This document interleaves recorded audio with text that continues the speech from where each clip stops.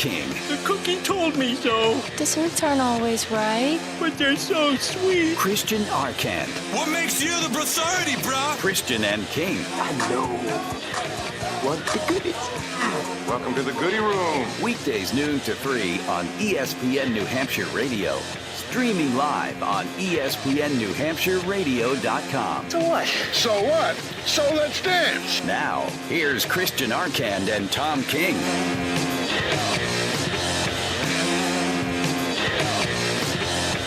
Third and final hour, Christian and King, ESPN New Hampshire, streaming live on the ESPN radio app and on ESPNNHradio.com.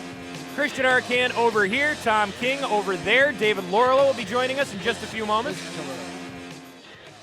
3 minutes. You got to walk the hallways. See, sometimes it pays to walk the hallways in between segments. Yeah. Because you pick up some good tidbits. Like what? Oh, God. Well, Would you like to share this with the whole class, Mr. Yeah, I'm King? sharing this with the whole class. Okay. Flara Yeah. evidently nailed a woman with a softball last night. Wait a minute. He Time made out. a throw Okay. that was sailed over everything and clunked this poor woman. Oh, wow. He gave her a Chuck Knobloch, huh? Well, that's the funny thing. Sent her to the hospital. Wow. She had to go. That's not funny. She got sent to the hospital. No, she had to go get checked out. Mhm. But Rich Flair is New Hampshire's biggest monster. I mean, evidently, her husband went to take her to the hospital. Then he came back and played. Oh, really? I mean, she can't be that bad off. Was she? I don't know. We don't know the details. She was Flair, the wife of one of the players. Flair is trying see. to track down what happened to make sure she's all right. But of course, our man George Russell said, "I'm not going to call you Spider-Man anymore. I'm going to call you Rich Knobloch." Nice. Yep. Interesting. Made a big throw. Where was he? Where was he playing in the infield? Was he playing second base? I don't know the position. No, I don't think he was playing. No, this was sounded to me like he was making a throw to get a base runner that was on the move. From the infield, from the outfield, where? I don't know. Okay. I don't know what position Flair plays. Well, that certainly would bring some light into this. We do know that Rich Flair is a very dangerous person. Not just on the baseball diamond. Everywhere he goes, he just has carries a modicum of danger with him around all the time. Oh, are you kidding me? Danger's his middle name. His name is Rich Danger Flair. A lot of people don't know that. Yeah. So you gotta watch out. Head on a swivel at all times. Anybody if Flair is there in the infield, anybody who tries to shimmy down a gutter pole and then scare people and then in shred their leg to shred their leg ribbons. and scare little old ladies in an alleyway. You know? That's that's our Flair. That's Flair. That is exactly. indeed. I know. Who apparently would make a good lawyer, according to you.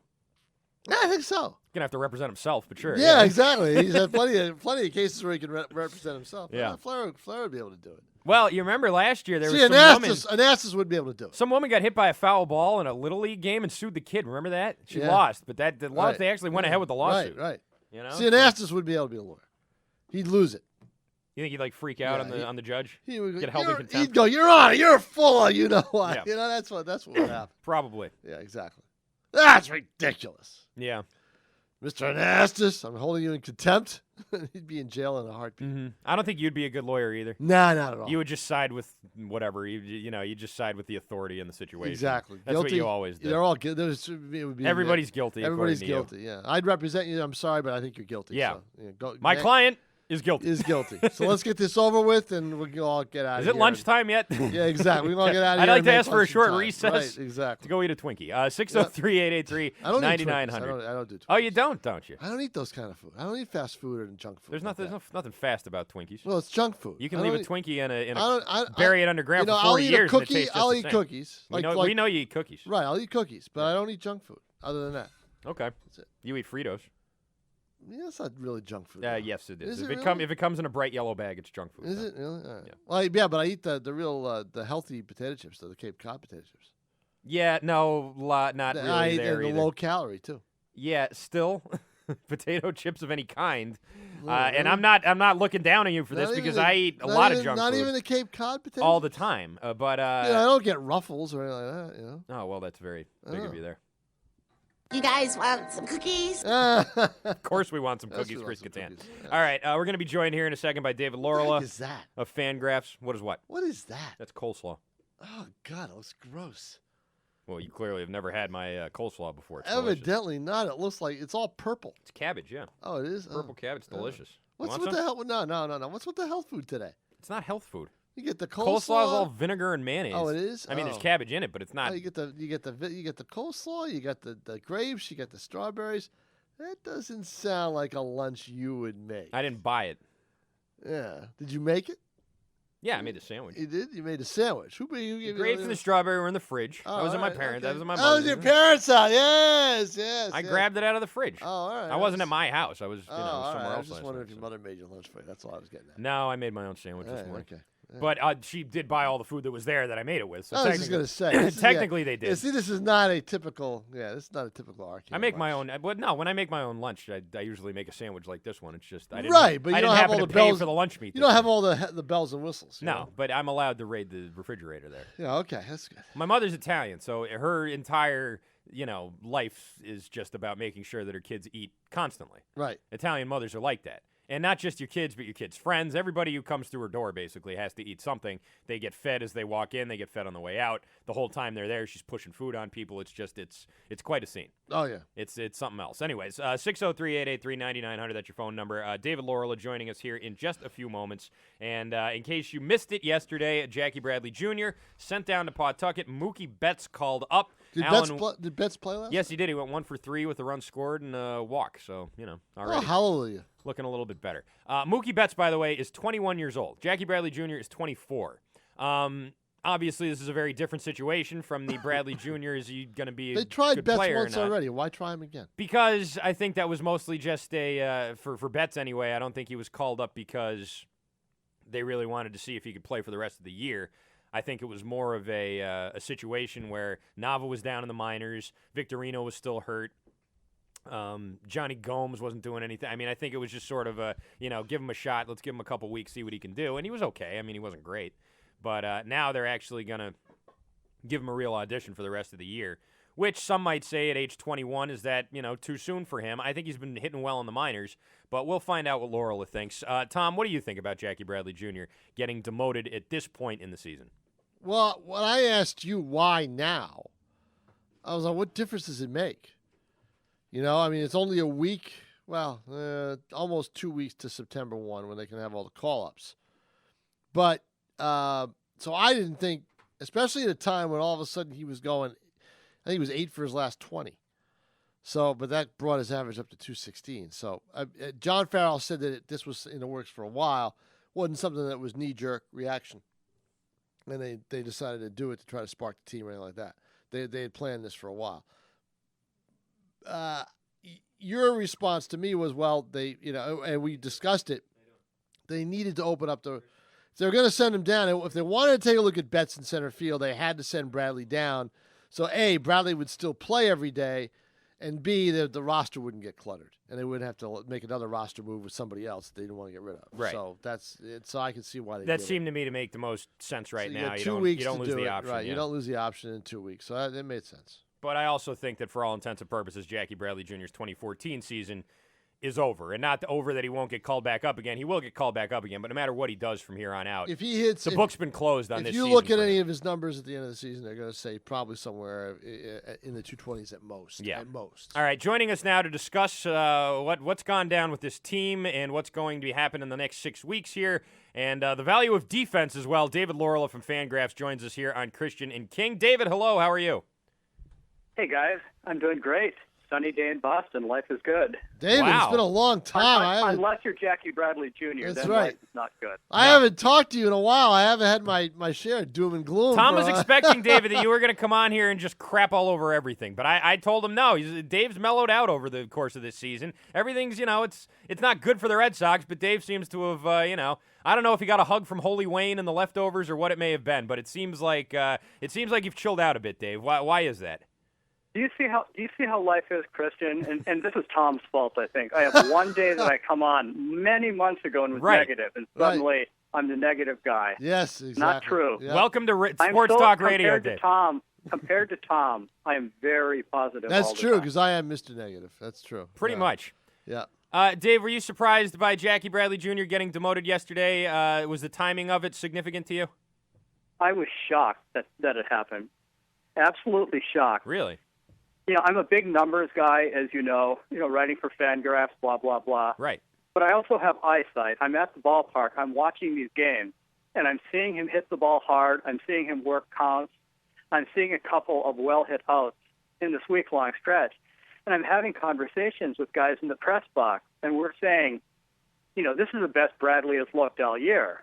Maybe he's going to really make a push and gain confidence into next year. And then all of a sudden he's told, no, you're not going to do that. Right. You're going to go to Pawtucket and have to think about the fact that you're no longer in the big leagues and make that adjustment and try to hit at the same time. I don't understand it at all. Dave, at this point in the season, though, isn't it sort of safe to say that even if Bradley goes on a 6-week hot streak, that the books have essentially been closed on this season for him? I mean, what's that even going to mean? Oh, I don't think that's even close to true, Christian. How It so? would be the same as if you said that about Xander Bogaerts. I would agree with that with Xander Bogaerts, too. They've had disappointing seasons. They've had horrible seasons. But I think confidence carries over season to season better than ending a little bit flat. Mm-hmm. You have a bad September, maybe off of a bad year. You go into spring training thinking, okay, I'm going to work harder. I'm going to make the adjustments. I'm going to be better, fresh start. If you come off a hot September, even if you didn't have a good year, you have a similar attitude, but with the added bonus of, you know what? I came off strong. I'm going to continue that. And I think that guys like Bradley and Bogaerts and maybe even a few other guys, I think the next 6 weeks are flat out important for their development, mostly mentally. Mentally, yes, I would agree with you there. And another thing I think that people are overlooking is the fact that every single opponent the Red Sox have from here on out, save for maybe Tampa, is still very much alive in their respective division and wild card races. Tampa even is too, but they're a little further back than the rest of these guys. But I mean, Toronto, Baltimore, every single other team, they're fighting right now, and these games still mean something to them. So if Bradley and or Bogaerts can, string a couple good weeks together against intense competition, competition that's still in it, then yeah, maybe that could mean something. But all I mean, Dave, is that, we saw how these guys played when the games counted for the Red Sox.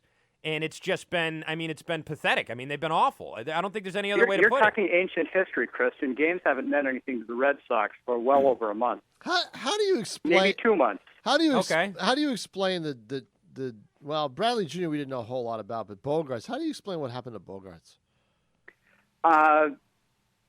Birth certificate. Yeah, young, just young. He's 21 years old. Right. The Red Sox have a lot of really highly regarded prospects in Double-A that are being touted as, this guy is going to come, step in and be the guy. Right. These guys are in Double-A, yeah. And they're a year, 2, even 3 years older than Xander Bogaerts. Yeah, that's true. Yep. So that cannot be discounted. I think if you look around the league at the rookies who are doing well this year all over baseball, they're not young rookies.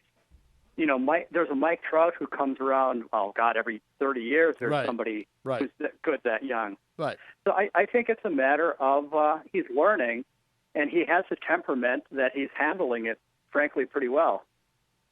Do you think that they are going to stick with him? Silence. I lost you, Tom. Do you think they're going to stick with? Do you think they're going to stick with Bogaerts? Do you think that they will force feed? Will he be the Bogaerts? starting shortstop in 2015? Yeah, exactly. Oh, is he going to be the shortstop next season? Is he going to be a key component of this an everyday player in this Red Sox lineup next year? I will be surprised if Xander Bogaerts isn't all-star quality next year. Really? If he is or isn't? Is not. I will be surprised if he is not all-star quality. Wow. And what do you base that on, David? Yeah. On the fact that when scouts coming into this year and even coming into last year were touting him as one of the best young players in baseball, arguably the best, one of the 2 or 3 best hitting prospects. Mm-hmm. They're not crazy. Right. They see things, and you still see the talent. You see how hard he hits the ball when he does square it up, which granted this year there hasn't been enough of that. Right. He drives the ball with authority. He does have good plate discipline. I know that it's hard to to believe that. When they're throwing a you look at slider, some of the bad he strikeouts. does not have good plate discipline when they throw him a breaking ball. I've seen him flail at more sliders way out of the strike zone than any three other guys in the lineup. I mean, I don't know how you can say that. 21-year-old hitter will do that. Though. Fine, I'm just saying there's not good plate discipline. Yeah. No, Christian, what I am saying is contradictory. I'll admit that in a second. He's having some bad at-bats against breaking balls. But I think what's happening, because we saw him in the postseason last year, the ability to take a pitch just out of the zone, very Youkilis-like, very Daniel Nava-like. Right. And that's when he's in sync, when he's playing well. He's been in a funk. But it's the natural discipline that I think he has. And I think what's happening this year is he's pressing. Once he gets into his comfort zone, he has the type of discipline. Well, so I think what this all adds up to is he's going to be a year older next year. You'll always hear scouts and front office people talk about how important it is for a guy to fail. It's one of the best lessons you can get. Because guys who get drafted, they had never failed or they wouldn't have been drafted. Right. You go up through the minor leagues, a lot of guys are going to. Garen Cicchini is a good example this year. He has not had a strong year in AAA, but I think he's still a very, very good prospect because he's a natural hitter and he's a baseball rat. He got an opportunity to fail in the minors, so fewer people are paying attention to that. Right. Bogarts, at a younger age than Cicchini and a lot of minor leaguers, is failing on the big stage with high expectations. All right. So this is not indicative of a player who cannot be a good major league player. Okay. This is a 21-year-old kid. Right, and its youth is. Well, now you're sort of implying that maybe he got rushed a little, Dave. Is that what I'm picking up here? That maybe he was rushed to the majors? In retrospect, he did. Yeah. But it's a really hard thing to quantify. He looked last year late in the season like he was ready. Right. Yeah, he sure did. I know. Mike Trout is in town. I think a lot of fans forget the fact that he was actually awful was when very he came bad up. He was sucked. when You're right. he came up. Absolutely. Pedroia too. Had the same thing, and exactly had the same thing happen to Bogarts last season when he came up. He would have started the year in the minor leagues and maybe spent a decent chunk of the year there. And those extra maybe 200 at bats he got, 300 at bats, would have gone a long way. But realistically, he earned a right to play this year right away, and it hasn't worked out as well as it can. We're talking with David Laurila. I'm stating the obvious there. Right, yes. We're talking with David Laurila here, Fangraphs. David, the last 6 weeks of the season, I think, also mean a lot to some of these young pitchers in the rotation. One of them we're seeing tonight in Alan Webster. Renato, if he gets more starts. De La Rosa, the rest of the gang. I look at this rotation, and I see a few fours and a few fives. Is there any way that, in your mind, that some of these guys can progress in the next 6 weeks to make themselves something more than that, maybe by opening day 2015? Well, I don't look at all of these guys as 4 and 5. I think that's a glass is half full guy, attitude. Okay. De La Rosa has shown a lot. Renato scouts have generally talked about as being a number 3. I pretty much agree with that. I think Workman is similar. These are guys who are going to go out and give good efforts. I'm less sold on Webster, and I think tonight is going to be a very interesting game for him pitching against guys like Trout and Pujols. Yeah. But we are not looking at the rotation we're going to see next year. No, you're not. I miss Kelly. Kelly's a few years older than these guys. Buckles, obviously. They're going to add pieces, some veteran starters who are good. And they're going to have young guys on the back end who are very promising. How will they acquire those veteran starters, David? Do you think they will dip into the prospect pool and trade some of those people, or do you think this is all free agency? I think it'll be a combination of both. Mm-hmm. Which will be more of the other is impossible to say because we don't know what the trade conversations are going to be like. Right. Danny Ainge said it very well. Recently about the Celtics. The expectation was all of these huge moves, with all the cap room, all the extra picks. He simply made it clear, you know what? People weren't going to give me, fair market value. So they didn't do anything. Right. Which is smart. Right. And but I want to circle back real quick, guys, Okay. to what Christian said at the beginning. I hinted to him that I wanted to talk defense today. Yes. defense is so important. I mean, it's been important for 100 years. Right. But especially right now with offense down, for whatever the reasons may be, and the Red Sox do right now have a young but promising pitching staff, you need to stop teams from scoring runs. Games are lower scoring than they used to be. People say, well, we need more offense. We need more offense. You're not going to find many teams in Major League Baseball today, where the fans are saying, we have plenty of offense. Yeah. Because teams aren't scoring runs anymore. Right. Sure. We don't have 6 20-home run hitters anymore like the Red Sox did back in the day. The game has changed. And if you have guys like Bradley in center field, Vasquez behind the plate, oh my God, is he fun? That one stolen base attempt last night, the ball got to second base in the time you could blink. Yeah. No, he's good. Pedroia at second. You need defense. Right. Because you take a pitcher like a Ruby De La Rosa or an Anthony Renato, right? The number of extra pitches they're going to throw because that ball isn't caught might be 3 more in that inning. It might be 20 in an inning. Yeah, Joe Kelly's out of that inning. We're talking about extra innings pitched by your starters with good defense. So in your mind, should Jackie Bradley Jr. be the everyday center fielder for the Boston Red Sox? Yes, I said that a few months ago when he was scuffling. Yep. I said the same thing about Jose Iglesias going into last year. Yep. Is that it doesn't matter if this guy doesn't hit because the number of runs you save are equal to the number of runs that you lose, that you add offensively. Yep. All right, but David, at what point does it matter how much these guys hit? The Red Sox had their full rotation, their World Championship rotation all year long, and that was good enough for last place because they couldn't hit. Well, they couldn't hit at the right time. They couldn't pitch at the right time. Okay, but again, it's all through baseball. I was on a Cincinnati radio show, this past Sunday, and the conversation was very similar. We pitched well all year. We can't hit. Right. Yep. Well, there were some injuries here, injuries there, guys not performing as well as normal. And my answers were really the same. Look around the league. Mm-hmm. If you don't stop teams from scoring, if you do stop teams from scoring runs, you don't have to score as much. And the Red Sox offense is not as anemic as people are making it out to be. It isn't now because I think I even despite the fact they didn't come through in the ninth inning last night, you do have to like that middle of the order with Ortiz, Napoli, and Ortiz, Cespedes, and Napoli. That's absolutely. Yeah, and I look at Pedroia as a part of that in the True Bowl. Right. So that's I hear all the time, and I'm talking too much, guys. But I hear so much on talk radio and even in the papers right now that the middle of the order isn't good enough. No, that's I say bullcrap. Yeah, the order is solid. I think that's the best. I mean, I think they've arrived at because what they did was they went out and got what we all thought they needed for a while was a power hitting outfielder. They got one. Right. So that middle of the order, and then like you say, add Pedroia to the mix. That's where you start your offense. The problem is the complementary players.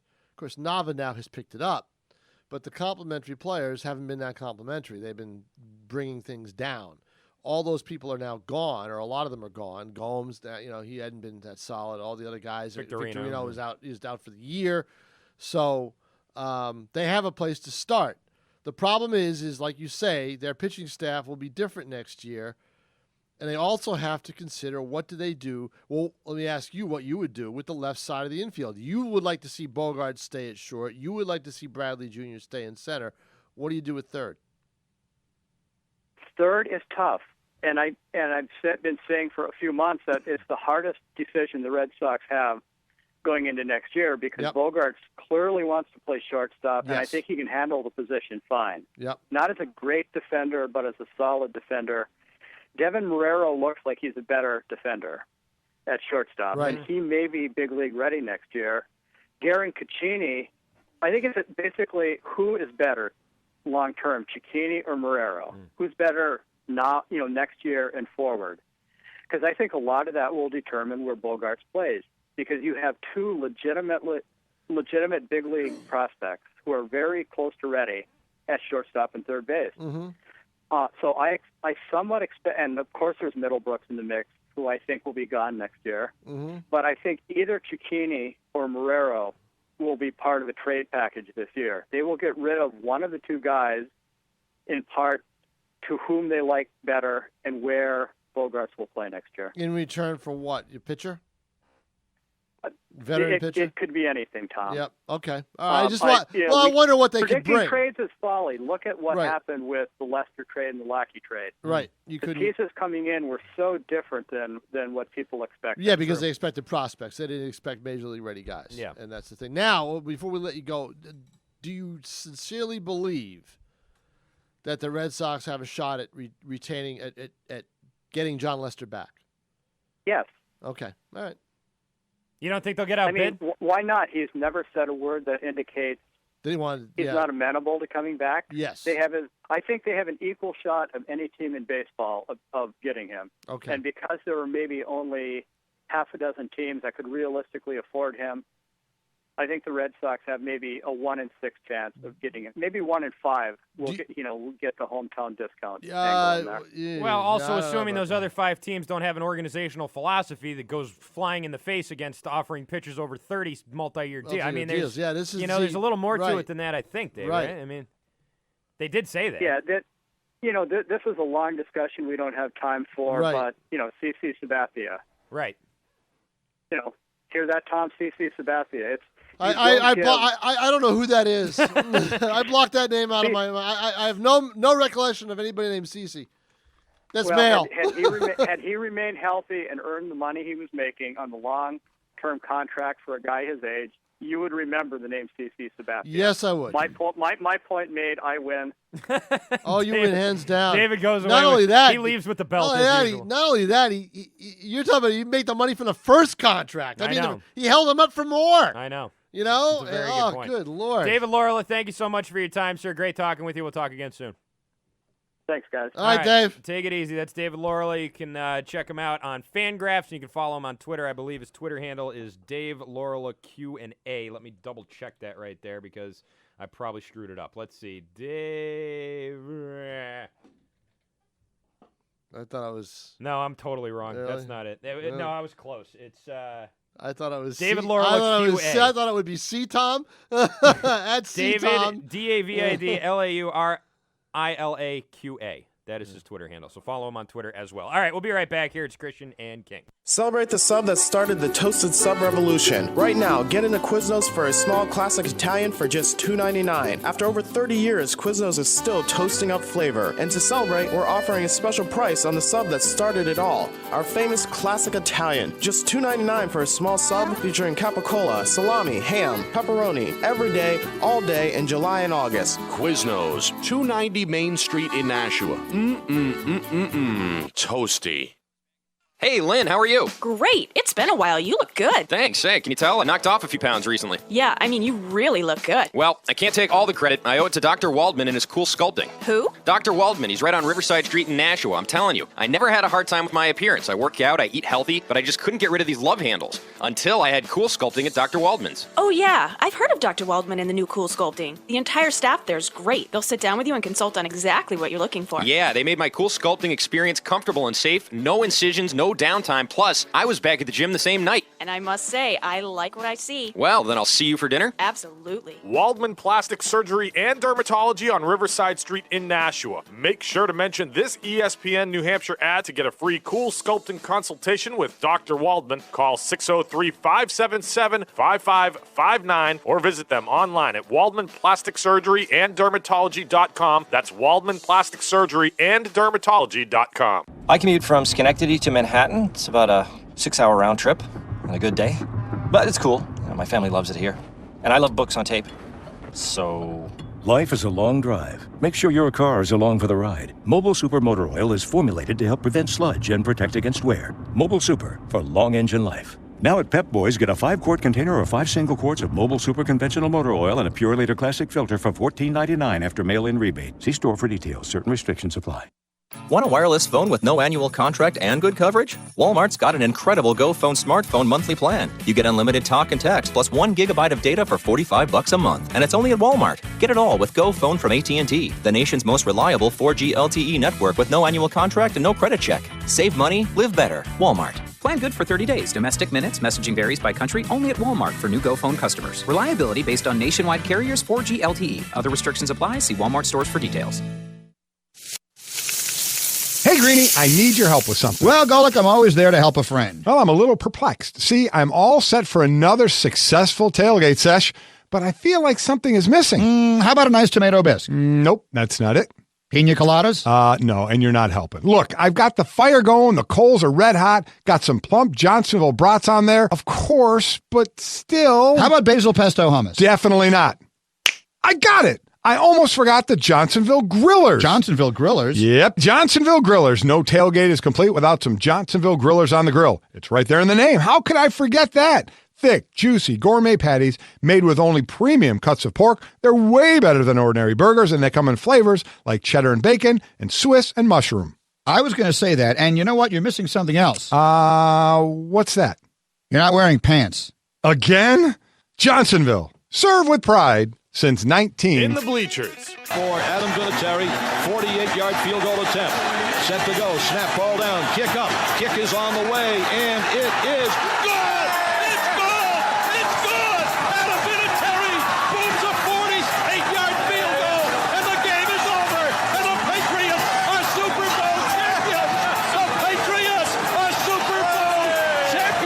With Dave McCray.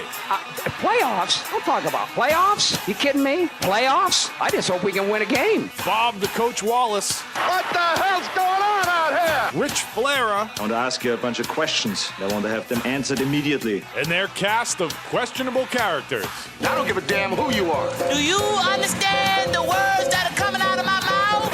Excuse me? You dirt-eating piece of slime. That's why we took the damn field. Now, if you want to crown them, then crown their ass. But they are who we thought they were, and we let them off the hook.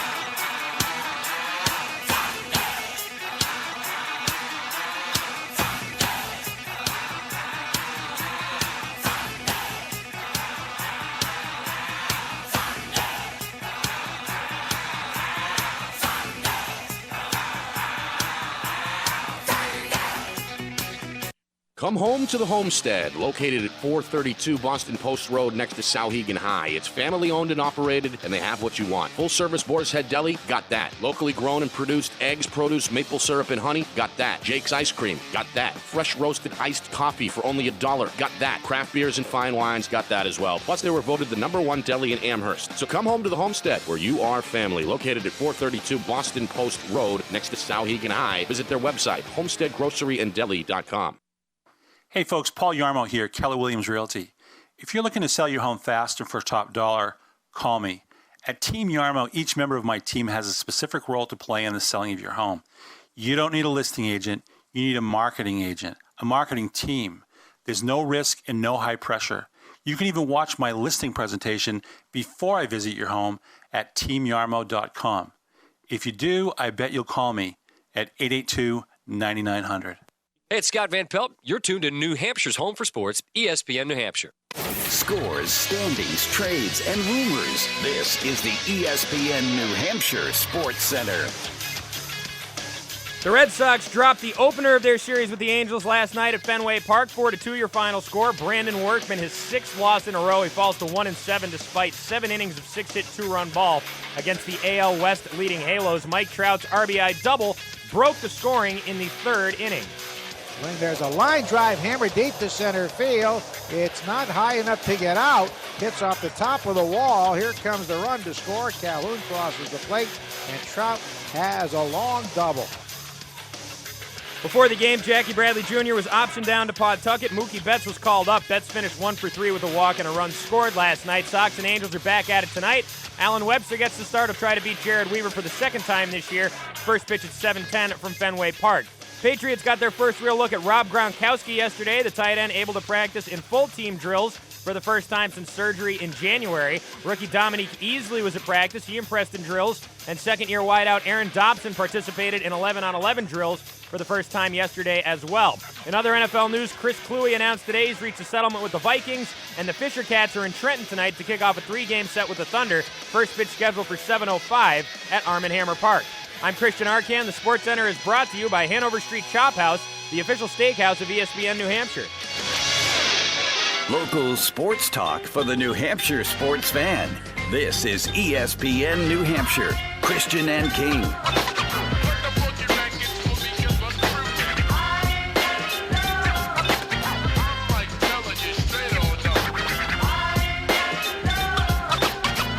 Back here on Christian and King, 603-883-9900 is your phone number, 883-9900. You can text into the show at 50352. I'm Christian Arcand alongside Tom King. Thanks to David Laurila there for joining us in that last segment and getting us all up in arms about Xander Bogaerts starting the year next year. And the fact that he considers it a sure thing and that he'll be an all-star next year, I don't understand that. And we had to let him go. I couldn't sit there and yell at him all day, but...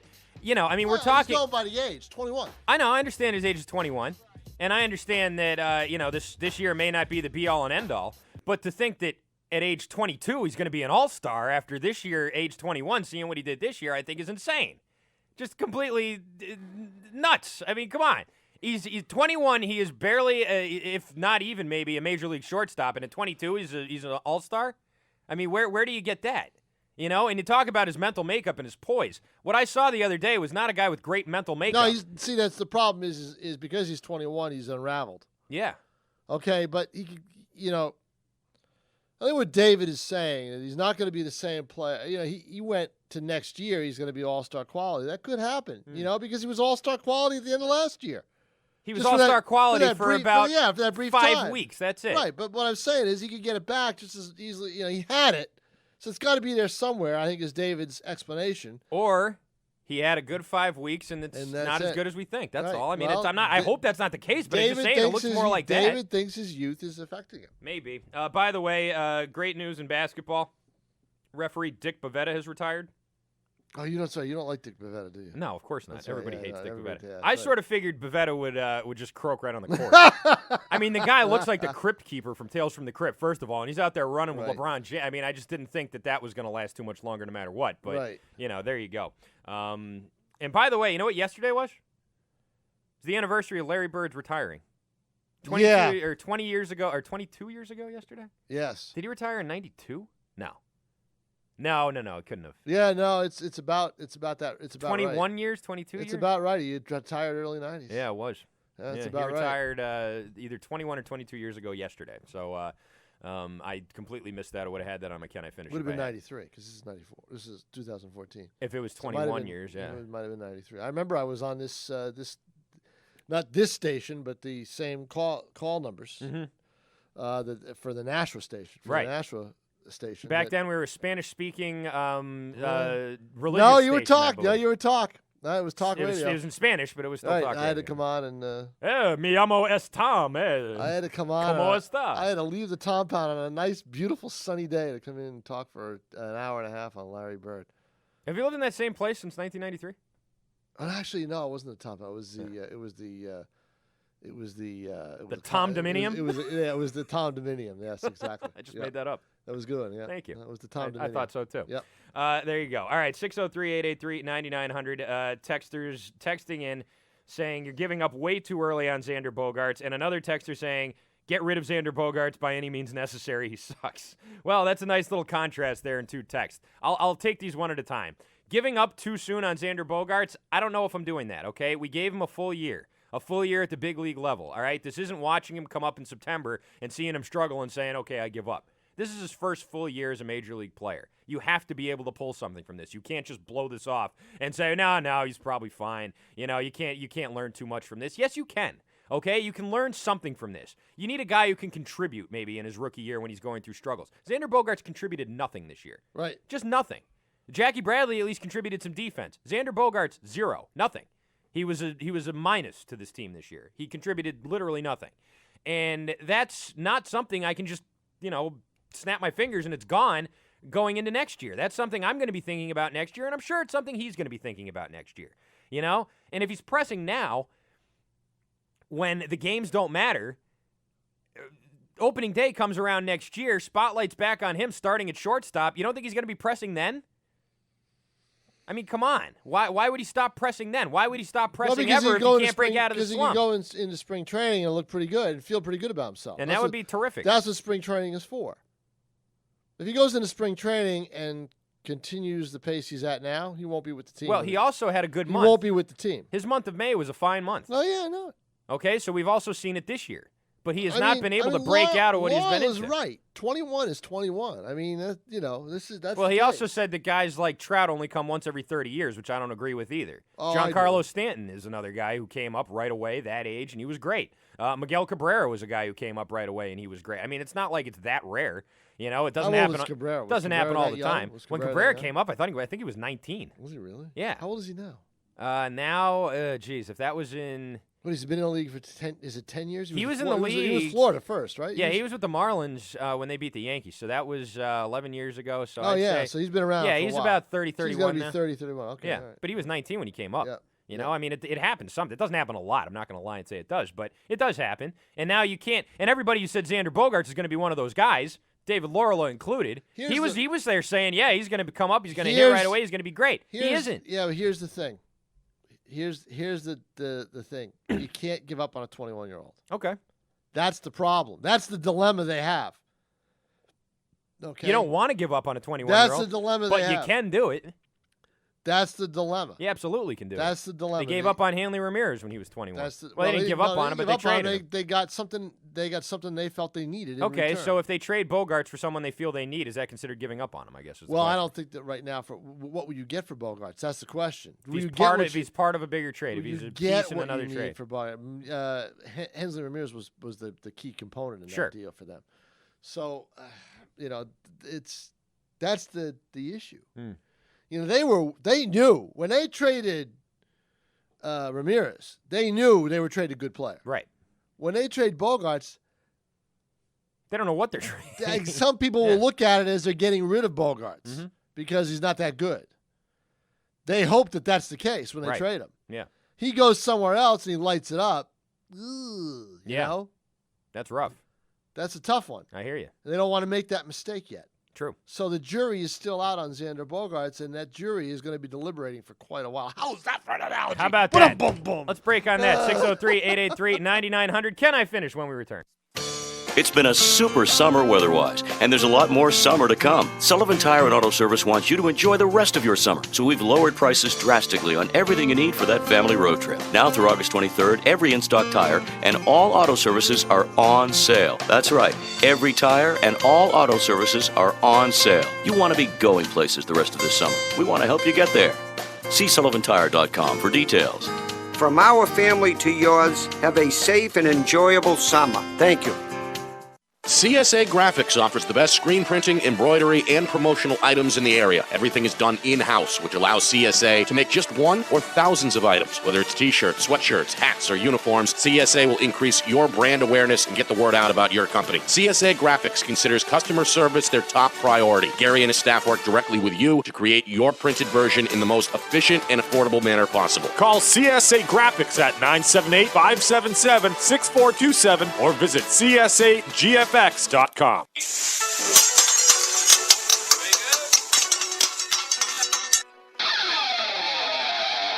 Masa Hibachi, located at 1707 South Willow Street in Manchester, New Hampshire, directly across from the Mall of New Hampshire, is a new modern Asian restaurant with a diverse menu. Masa is a great place to enjoy one of their famous specialty martinis with a friend in their large, spacious lounge area. Dine with a small party or a large party in their state-of-the-art hibachi grill. Their sushi menu is incredible with so much to choose from. Take it from me, Jim Sensabella, my kids and I love it. And you and your family will love it too at the Masa Japanese Hibachi Grill. For reservations of parties of 5 or more, call 603-626-9888. Masa Japanese Hibachi Grill in Manchester, New Hampshire, directly across from the Mall of New Hampshire. The #1 Japanese hibachi grill in the Manchester area. How many miles per gallon do you get from your work van? 8, maybe 15? Want to get 30 miles per gallon? Holloway Sprinter in Manchester has clean diesel 2014 Mercedes-Benz Sprinter 2500 cargo vans that get an estimated 30 miles per gallon. Yes, a full-size cargo van at 30 miles per gallon. That's almost twice what you're probably getting now. That's serious savings in fuel. And even more value, the 2014 Sprinter gets an oil change every 15,000 miles. That's more time on the road, getting the job done. Holloway Sprinter Sprinter has a fresh lineup of cargo vans, crew vans, passenger vans, and even minibuses. Stop in for a test drive today. Can't come to us? We'll come to you. Holloway Sprinter, 875 Gold Street in Manchester, off South Willow, or online at nhsprinter.com. That's nhsprinter.com. Fuel economy based on 2,500 144 wheelbase cargo van at 50% low capacity at highway speeds. Results are based on SAEJ 1979J 1939 tests as conducted by Winter Park Engineering LLC. EPA based on fuel economy estimates are not required for vehicles with a gross vehicle weight rating of 8,500 pounds or greater. nhsprinter.com. Kimball's Cavern is the place to take the whole family. With daily specials featuring 50-cent wings on Tuesday, along with $5 hamburger plates on Wednesday, Kimball's is by far the best family sports restaurant around, hands down. Come in for trivia on Tuesday nights and enjoy any of their 14 beers on tap and the best pizza you'll find anywhere. Kimball's Cavern, located at 351 Pembroke Street, Pembroke, New Hampshire. Your home away from home. You're listening to Southern New Hampshire's home for the Boston Red Sox on ESPN New Hampshire.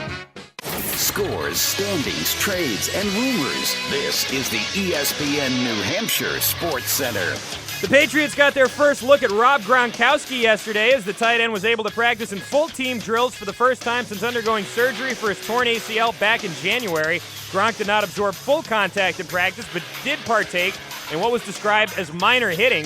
Gronk pretty happy to be back. I've been working with time since I've been out here, though, but we haven't been doing it versus the defense or anything, so it was good to be right out there, and boom, just like it never missed before, and he hit me. I think we got a couple passes thrown to me for catches on the 11-on-11, so that was good.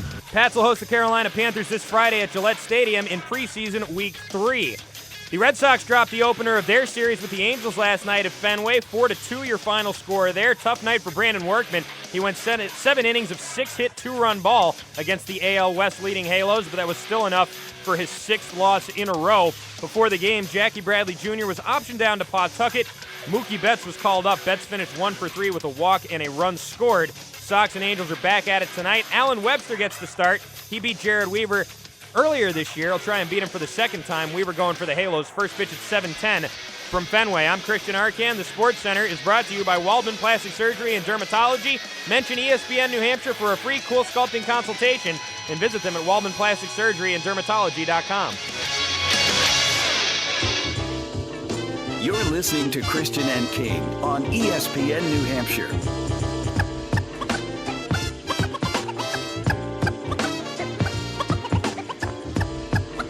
Breaking news, Tom King. Patriots practice getting started right now. And although he was not there at the start of practice, Manawanui in pads on the lower practice field, part of the rehab group. He was out there yesterday. Oh, he was? Yeah. They had a lot of people out there yesterday. Oh, Manawanui was there yesterday? I believe he was, yes. Oh, I thought he wasn't. Yeah, I believe he was. Okay. Not here at the start of Patriots practice, this according to Phil Perry, was Sebastian Vollmer, Human, Silver Saliga, Chris Jones, DJ Williams, Cam Gordon, Chris Martin, and Tyler Gaffney. But that Human was in pads on the lower practice field, part of the rehab group. So there you go. Other breaking news, the New York Islanders have officially been sold. We've been sold majority-wise? That was, see, the quote from the national sportscast that we played at 3, or at 2, said that he purchased a substantial minority interest. The New York Islanders, this is coming from USA Today, the New York Islanders announced Tuesday that John Ledecky and Scott Malkin, who, if you're a fan of South Park, that name's pretty funny, are buying a substantial minority interest in the team with the plan to eventually run the franchise. Charles Wang will remain the majority owner and governor, but within 2 years, Ledecky and Malkin, a London-based investor, will become the majority owners. NHL's Board of Governors have to approve the arrangement. All right, so they're basically renting with an option to buy. That's exactly what they're doing. That's a good way of putting it. Yep. By the time of the ownership transfer, the Islanders will be playing at the Barclays Center. They'll start their final season at Nassau Coliseum this fall. Wang had been trying for years to get a new arena built in Nassau County before announcing that they were going to move to Brooklyn. Yeah, that's too bad for now. That's too bad for Long Island because they supported that team years ago, and now, it fell on hard times, and obviously playing in an outdated arena which has got to hurt their revenue, obviously, substantially. They can't afford to pay a lot of players a lot of money. I think you can. Although they did give their goalie I was just going to say, I think you can blame all of this on Rick DiPietro. I think that was all. This all. Well, they were back bad to before him. them, but it was 15 years, $67.5 million contract to DiPietro in 2006. Who's no longer with the organization. I think he's got. I think he got cut from an AHL team. Yeah, I think he did too. Yeah, I don't think he's even in the AHL anymore. No, he's done. I know. Yeah, it's kind of a sad story there. Yeah, very unfortunate. So there you go. All right, 603-883-9900. You want to call in quick? We can try and sneak you on here. No Jim Sensabella today, and with that in mind, let's get to Can I Finish? Can I finish? Can I finish? Can I finish? Can I finish? Can I finish? Please, can I finish? I can't answer your question unless you let me finish. Hold it there, cracker boy. I'm not finished. Tom, you're going to love this. The NFL, who is just having one hell of an offseason here. Or between a preseason, off-season, whatever it may be. I'd consider it with the off-season and Ray Rice. I'd count that all in with this, too. You consider that. You consider all the flags. You consider the concussion settlement, all of this stuff. Here's what the NFL's trying to do. This is from the Wall Street Journal. I saw it on Barstool. The National Football League doesn't usually pay the act that performs at halftime during the Super Bowl.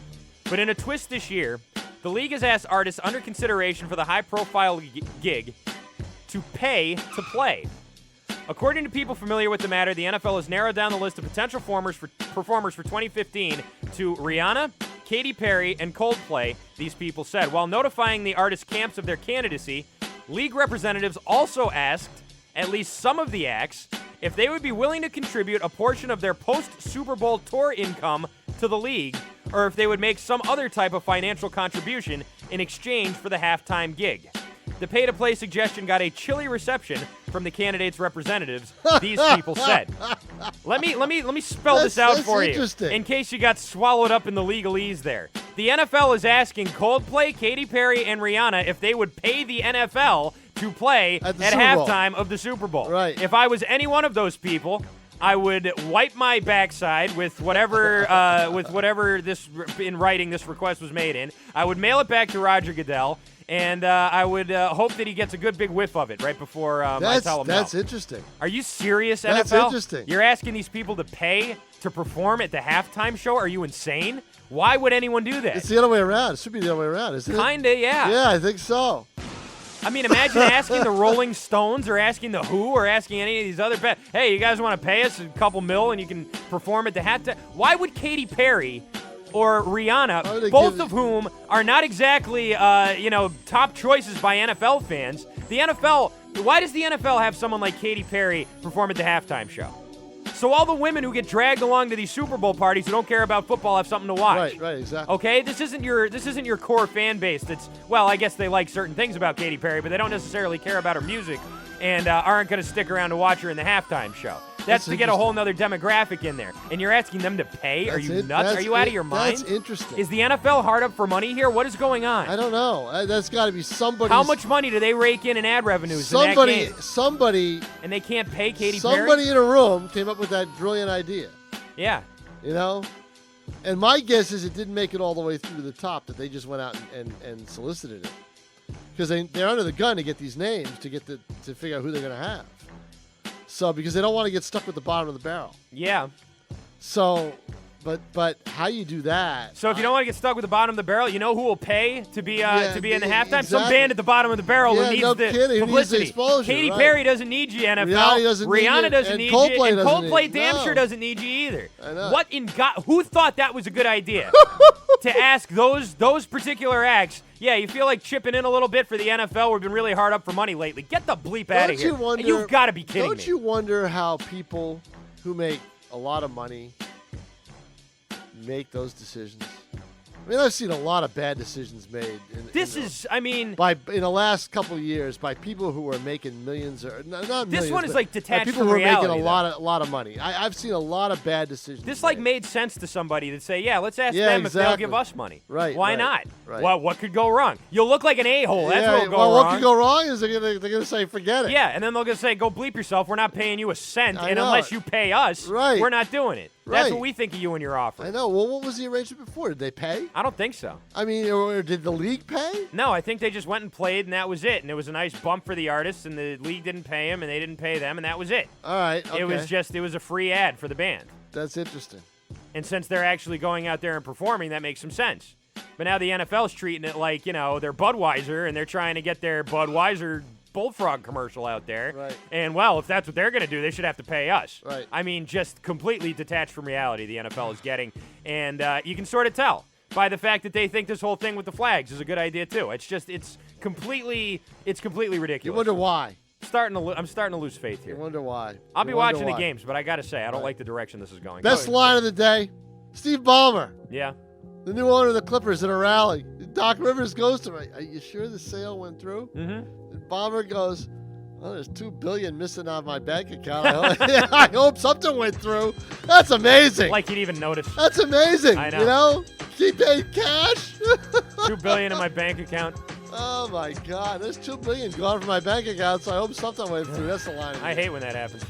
I hate when I lose $2 billion and I can't account for it. That's a great line. Then again, I haven't bought a basketball team in a while. That's our show. I want to say thanks to David Laurila. We'll be back tomorrow at noon.